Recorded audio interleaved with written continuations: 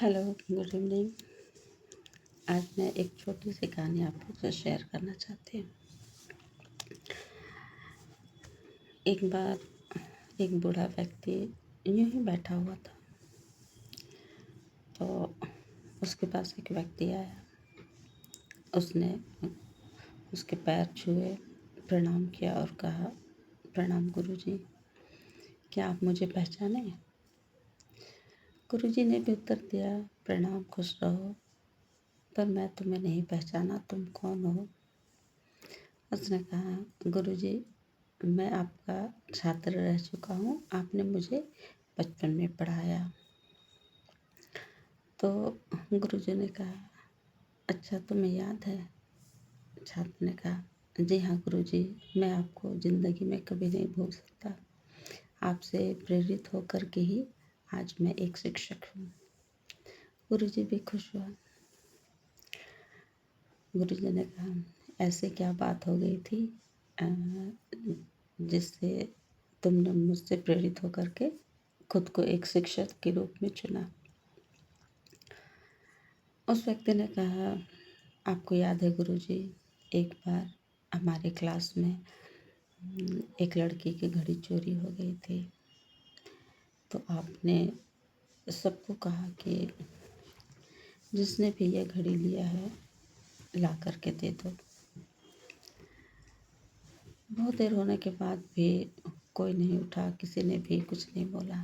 फिर आपने सारे बच्चों से कहा, उठ जाओ और एक सर्कल बनाओ और हाथ ऊपर करो और सारे लोग आंखें बंद कर लो।